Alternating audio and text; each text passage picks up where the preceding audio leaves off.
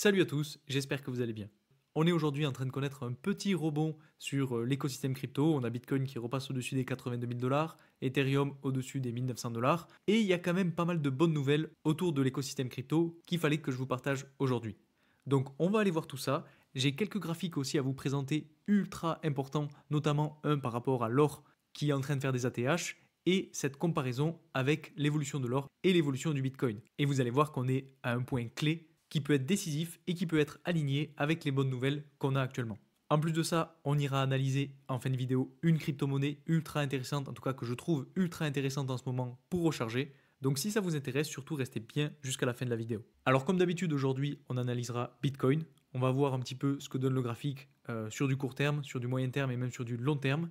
On parlera aussi d'Ethereum parce qu'il y a un truc dont j'ai pas parlé la dernière fois et qui est ultra important et qui montre qu'en fait le support que je vous ai présenté, en tout cas le deuxième support, est peut-être même plus important que ce que je pensais. Donc on a pas mal de bonnes nouvelles qui sont en train de s'aligner et peut-être que la phase de correction sur Bitcoin et sur tout l'écosystème crypto est pas loin d'être terminée. Alors si on regarde ce qui se passe sur Bitcoin en journalier, on peut voir que bon, on est toujours sur notre tendance baissière, ça ne change pas par rapport à mercredi dernier. On a quand même eu un petit rebond aujourd'hui avec un semblant de tendance haussière à court terme, comme un petit peu ce qu'on a fait entre la fin du mois de février et le début du mois de mars. Donc ce type de petite évolution à la hausse, mais on est toujours sur cette phase de correction en escalier avec, vous voyez, un petit peu des marches. Alors c'est très grossier, mais vous avez compris l'idée. Et donc on est toujours bien sur cette phase de correction. Donc actuellement, ce qu'il faut voir, c'est qu'on a un Bitcoin qui rebondit un petit peu, mais qui n'a pas forcément, selon moi, trouvé de réel bottom. Alors, si on met les fair value gap, alors là c'est en journalier, on voit qu'on n'est pas encore venu chercher les fair value gap qu'on a laissé juste au-dessus. Alors, il y en a un qu'on est venu chercher avec la mèche du 12 mars, mais il y a celui qui est encore un petit peu au-dessus qu'on n'est pas venu travailler. Donc, peut-être qu'on va réussir, pourquoi pas, à finir la journée sur les 87 000 dollars, à aller chercher ce fair value gap et ensuite à voir ce que ça va donner ce week-end. Mais dans tous les cas, je pense que ça risque, si on y arrive bien entendu, d'être un niveau de résistance parce que on a quand même une tendance baissière à ce niveau-là. Si on le trace, on peut le tracer à peu près comme ça. Donc on pourrait arriver, pourquoi pas, jusqu'à aller chercher donc ce petit fair value gap, être rejeté par la tendance baissière et continuer d'aller chercher donc le fair value gap qu'on a laissé sur ce niveau de support. Donc ça, je vous apprends rien par rapport à la vidéo de mercredi dernier, c'est un petit peu ce que je vous disais qu'on pourrait faire pour tout simplement bien finaliser les choses, aller chercher le fair value gap juste au-dessus de nous, aller chercher le dernier fair value gap un petit peu en dessous, autour des 72 000 dollars, et poser un bottom sur ce niveau-là. Là, pour l'instant, ce serait quelque chose qui serait très propre et qui, techniquement, nous indiquerait un potentiel retournement de tendance. Donc là, pour le coup, bon, aujourd'hui, je vous dis qu'on a des bonnes nouvelles qui arrivent sur le marché, et c'est vrai, d'ailleurs on les verra tout à l'heure dans cette vidéo, mais selon moi, on est quand même toujours sur une tendance baissière. Alors ce qui peut très bien arriver aussi, c'est que on fasse une phase de latéralisation sur ce niveau-là, qu'on aille pourquoi pas chercher le plus bas du 11 mars 2025, qu'on crée une espèce de range, et qu'à un moment donné, on ait une mèche qui vienne chercher le fair value gap, qui reparte ensuite dans le range latéral pour casser la tendance baissière et repartir petit à petit à la hausse. Ça, c'est un petit peu le scénario que je vous ai déjà présenté. Mais donc pour ça, selon moi, il va quand même falloir à un moment donné avoir une phase de latéralisation qui va nous permettre justement de poser ce fameux bottom. Et si on regarde Bitcoin en hebdomadaire, il y a aussi quelque chose qui est très intéressant, c'est qu'en fait, le fair value gap qu'on voit en journalier, il est aussi en hebdo, et pour le coup, on n'est pas forcément venu le travailler. On a une et deux mèches qui sont venues dedans, et par contre, on n'a pas de réel corps de chandelle qui soit venu travailler ce fair value gap et même le niveau de support. Donc c'est pour ça que je vous dis qu'en fait, je pense qu'on n'est pas encore tout à fait sorti d'affaire et qu'on risque d'avoir peut-être encore un petit peu de correction pour justement travailler cette zone-là qu'on a laissée entre 72 000 dollars et 78 000 dollars. Donc ça, bien entendu, ce n'est que mon avis. Et ça permettrait quand même d'avoir quelque chose de plus propre, d'avoir un RSI qui finalise sa course vers les zones de survente et qu'on arrive à trouver un point bas pour repartir petit à petit tranquillement. Et d'ailleurs, quand on regarde le RSI, la dernière fois qu'on était aussi bas sur le RSI, et c'est peut-être même d'ailleurs un signe, c'était quand on était sur les points bas de la phase de latéralisation qu'on a connu entre février 2024 et octobre 2024.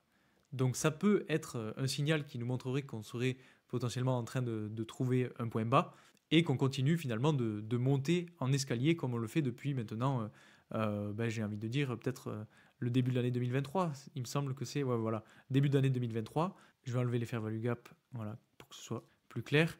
Mais en gros, voilà, dès qu'on arrive un petit peu dans cette zone autour des 40 sur le RSI, eh bien, on peut s'attendre à avoir un retournement de tendance. Là, c'était le cas donc à ce niveau-là autour de juillet, août 2023. Ça a été le cas en août 2024 et ça pourrait potentiellement être le cas autour de cette année entre mars et avril en fonction des nouvelles macroéconomiques. Parce que je vous le rappelle, alors je vous l'ai déjà dit mercredi, je l'ai déjà expliqué à plusieurs reprises, mais en gros, on attend la baisse des taux d'intérêt, on attend des nouvelles de la Fed, et avec l'inflation qu'on a en ce moment, donc pour ceux qui suivent la chaîne, je vais sans doute me répéter, mais je tenais quand même à faire un point rapidement pour les plus nouveaux sur cette chaîne, et dire que en gros, on a Trueflation qui montre qu'on a une inflation qui est en baisse, qui est vraiment basse par rapport aux données qu'on a eues. Et c'est normal parce qu'en fait, Trueflation a déjà un mois à un mois et demi d'avance. Et ça montre tout simplement qu'en fait, les données de l'inflation sont sur une pente descendante et qu'on risque d'avoir des données le mois prochain, voire le mois d'après, qui soient encore meilleures.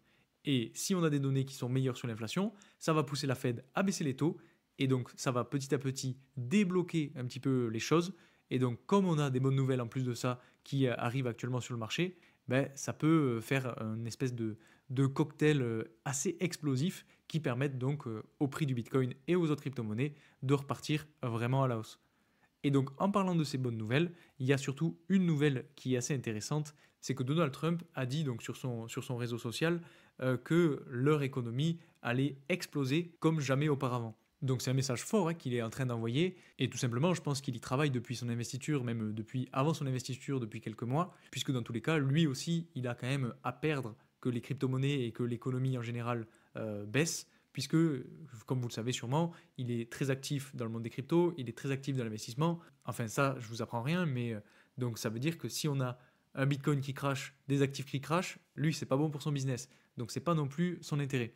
Donc finalement, ça c'est une des bonnes nouvelles qui est assez intéressante parce que c'est quand même pas rien, c'est quand même le président des États-Unis qui dit que l'économie va complètement exploser comme jamais auparavant. Donc c'est pas rien, ça veut dire que c'est une nouvelle ultra importante et c'est assez bon signe, j'ai envie de dire. Donc c'est à prendre en compte. Ensuite, deuxième chose que je voulais vous montrer aujourd'hui, c'est un graphique que j'ai trouvé sur Twitter et qui montre en fait la comparaison entre l'évolution de la courbe de l'or, qui d'ailleurs a dépassé encore une fois son sommet historique, parce que si je dis pas de bêtises, actuellement on est au-dessus des 3000, et en fait cette courbe d'évolution de l'or est comparée à la courbe d'évolution du Bitcoin. Et ce qu'on peut regarder actuellement, c'est qu'à chaque fois qu'on a l'or qui fait un ATH et qui commence à corriger, eh bien le Bitcoin prend le relais et part sur une phase exponentielle. Donc ça s'est passé en 2017, ça s'est passé une nouvelle fois donc lors du précédent cycle en 2021, enfin en 2020-2021, vous voyez, l'or explose, corrige, laisse la place aux actifs risqués, donc au Bitcoin et aux crypto-monnaies. Et là, actuellement, on a l'or qui est en train d'exploser et qui fait des ATH sur des ATH. Donc, à mon avis, quand on va voir l'or commencer à corriger un petit peu et à rentrer en phase soit de correction ou de latéralisation, eh bien, on pourra se dire que ça y est, on va laisser la place aux actifs plus risqués et donc au Bitcoin et aux crypto-monnaies. Et là, à mon avis, on commence à avoir les planètes qui sont en train de s'aligner petit à petit. On a beaucoup de données qui nous font dire qu'on est, selon moi, à l'aube de quelque chose de très très grand. Et je pense que c'est quelque chose qui serait normal, entre guillemets, puisque, comme je vous l'ai déjà dit plusieurs fois, on est sur des cycles. Et donc là, pour le coup, on n'a pas encore connu notre phase euphorique sur les crypto-monnaies. Et donc ça pourrait être le bon moment pour avoir ce type de phase. Donc ça, c'est aussi une des nouvelles qui me fait dire qu'on pourrait potentiellement avoir très très prochainement quelque chose de très propre qui arrive sur l'écosystème crypto. Et juste avant de passer au dernier graphique que je voulais vous présenter aujourd'hui, je voulais juste vous rappeler que si vous aimez mon contenu, si vous aimez cette chaîne, n'hésitez pas à mettre un maximum de likes sur cette vidéo, à vous abonner si ce n'est pas déjà fait, à mettre un commentaire et même à partager cette vidéo parce que ça aide à faire grandir la chaîne et ça fait extrêmement plaisir parce que ça me soutient énormément. En plus de ça, je sais que vous avez aussi un petit bouton sous la vidéo qui vous permet de remercier, donc qui vous permet de faire un petit don si vous voulez soutenir la chaîne et si mon travail vous plaît. Donc c'est sous la vidéo, c'est un petit bouton qui s'appelle merci, vous pouvez choisir le montant que vous voulez. Si ça vous intéresse bien entendu, il n'y a aucune obligation, c'est juste pour me remercier et ça permet de faire grandir la chaîne. Donc voilà, je ferme cette petite parenthèse et on passe directement à ce dernier graphique que je voulais vous présenter, que j'ai trouvé aussi sur Twitter et que je trouve assez intéressant puisque c'est un graphique qui nous permet de voir l'évolution du prix du Bitcoin en 2020 comparé à celle qu'on a actuellement. Et en fait, je vous l'ai dit encore une fois, on est sur des cycles, on a des choses qui ne sont pas exactement pareilles, mais qui se ressemblent quand même très fortement. Et donc là, on voit que en avril 2020, on avait donc eu une petite phase de latéralisation, une poussée à la hausse, une seconde phase un petit peu plus longue de latéralisation, une deuxième poussée à la hausse, une troisième phase de latéralisation, une correction pour retourner sur les anciens niveaux de résistance de la précédente phase d'accumulation, et ensuite une explosion pour partir en phase euphorique du bull run. Donc ça, c'est un petit peu la phase qu'on est en train de connaître actuellement en escalier, comme je vous l'ai dit tout à l'heure. Si on retourne sur le graphique du Bitcoin, vous voyez, on est en phase d'escalier petit à petit, et on a exactement ce que nous montre ce graphique-là, c'est-à-dire qu'on a en janvier 2024 une petite phase de latéralisation, une poussée à la hausse, deuxième phase de latéralisation, deuxième poussée à la hausse, et là, retournement. Et ce retournement, en fait, qu'on est en train de connaître actuellement, il est à deux doigts de venir chercher ce niveau de support. Donc vous voyez que ce que je vous dis depuis quelques semaines, c'est pas si délirant que ça, et on l'a déjà connu. Donc c'est quelque chose qui peut être fait. Alors si on regarde ce qui s'est passé justement sur la courbe pour que ce soit plus clair, vous voyez, c'est juste ici, donc à ce niveau-là. Alors je vais peut-être le tracer rapidement. Si on se met sur des chandelles journalières, ça pourra peut-être être un petit peu plus parlant. Mais en gros, voilà, on a à partir de ce moment-là une petite phase de latéralisation, une poussée à la hausse, seconde phase de latéralisation, deuxième poussée à la hausse, retournement, on retourne chercher l'ancien plus haut de la phase d'accumulation et on part en bull run. Et là, vous voyez que ça a été vraiment magnifique. Ensuite, on a eu une explosion réellement. Ça a été vraiment très propre. Et donc, si on essaye maintenant de reporter un petit peu les chandelles sur toute la phase de bull run, alors pour le coup, je vais mettre en hebdomadaire parce que sinon, ça va être impossible. Alors voilà, on était ici. Donc, on va prendre la configuration de chandelle qu'on a eue depuis le retournement de tendance jusqu'au premier ATH. Voilà. Et on va aller reporter tout ça sur la courbe qu'on a actuellement. Et donc, admettons qu'on aille, pourquoi pas, jusqu'au niveau de support. Ça donnerait quelque chose comme ça. Et on aurait donc un premier objectif autour des 130 000 $ sur Bitcoin. Alors, ce à quoi il va quand même falloir faire attention, c'est qu'on a une belle ligne de tendance haussière qui va servir de résistance à ce niveau-là et sur laquelle je pense qu'on risque d'avoir un petit peu de rejet, pourquoi pas. Et si on a ce type d'évolution et qu'on arrive jusqu'à ces niveaux-là, on serait autour des 119, voire des 120 000 $. Donc ça nous donne une petite idée de ce que pourraient annoncer les bonnes nouvelles qu'on a actuellement, si bien entendu on a ce type de rebond sur le niveau de support. Alors n'hésitez pas à me dire ce que vous pensez en fait de ce scénario, de cette fin de correction pour retourner chercher le support et repartir à la hausse chercher les 120 000 $. Honnêtement, je pense que ça risque d'être assez probable. C'est quelque chose qui, selon moi, est le plus logique, on va dire. Et honnêtement, c'est ce à quoi je m'attends actuellement. Maintenant, deuxième point que je voulais vous montrer, et c'est par rapport à Ethereum. C'est toujours sur de l'hebdomadaire.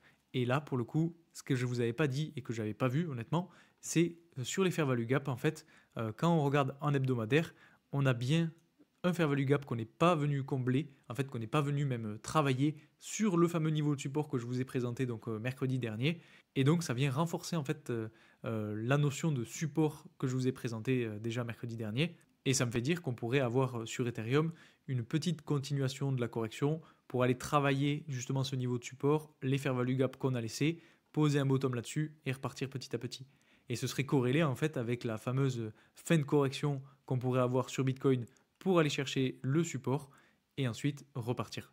Et maintenant qu'on a vu tout ça, comme promis, je vais vous présenter donc l'altcoin sur lequel je suis en train de recharger parce qu'il est sur une zone très intéressante. Et donc cet altcoin, vous le connaissez peut-être déjà tous, et c'est BitTensor et son jeton Tao.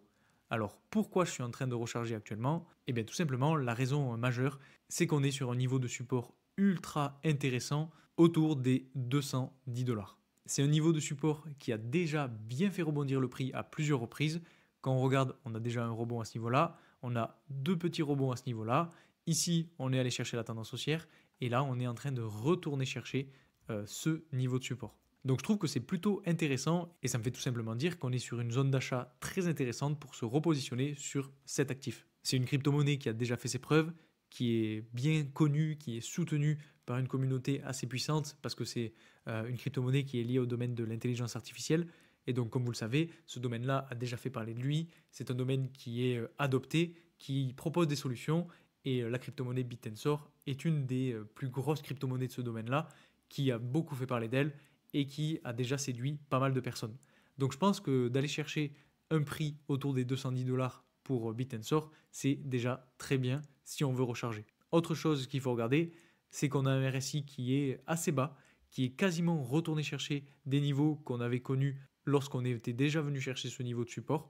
Donc c'est plutôt intéressant là aussi. Le seul bémol qu'on a là-dessus, c'est qu'un petit peu comme sur Ethereum, on est venu casser la tendance haussière long terme. Donc bon, c'est pas anodin non plus. On est quand même sur une belle phase de correction. Mais ce qui est intéressant, c'est que voilà, on a le plus bas du mois dernier qui a été travaillé, qu'on est venu chercher. On est allé sur le niveau de support, donc c'est vrai que bon, on va voir ce que ça donne en journalier, mais honnêtement, je trouve que c'est pas si dégueu. Ouais, voilà, donc on a bien le plus bas de la semaine dernière qu'on est allé travailler avec les deux mèches qu'on a juste ici. On est allé chercher le niveau de support, on a bien rebondi dessus, et là, ben, pourquoi pas être passé en phase latérale et créer petit à petit un bottom pour ensuite repartir. Donc là, ça ne m'étonnerait pas que sur Bit&Tensor, on puisse avoir de la force autour de ce niveau-là. Donc c'est pour ça que je vous le présente, et honnêtement, moi ce que j'ai fait, c'est que j'ai déjà rechargé. D'ailleurs, pour ceux que ça intéresse et qui ne savent pas où acheter ce type de crypto-monnaie, vous pouvez utiliser mon lien de parrainage que vous avez en description, qui vous permet d'avoir accès à une réduction sur tous vos frais de transaction pour la plateforme BitGet. C'est la plateforme sur laquelle je fais la plupart de mes investissements, que ce soit en spot, en futur. Je vous ai fait une petite vidéo pour vous présenter comment ça fonctionne, donc je vous la mets en haut à droite si ça vous intéresse. Et puis d'utiliser ce lien, c'est aussi un moyen de m'aider et de faire grandir la chaîne. En plus, vous profitez d'une réduction de frais, donc c'est du gagnant-gagnant. Donc si vous n'avez pas de compte, surtout n'hésitez pas. Et puis si vous avez la moindre question sur le fonctionnement de la plateforme, vous pouvez aussi me la mettre en commentaire, je répondrai à tout le monde. Donc voilà, c'est un petit peu tout ce que je voulais vous présenter aujourd'hui. J'espère que cette vidéo vous aura plu. Si c'est le cas, n'oubliez pas le petit like, n'oubliez pas de vous abonner si ce n'est pas déjà fait. Vous pouvez aussi mettre un commentaire, partager cette vidéo parce que ça aide à faire grandir la chaîne. Donc un grand merci à tous ceux qui le feront. Et puis moi je vous dis à très vite pour une nouvelle vidéo. Salut!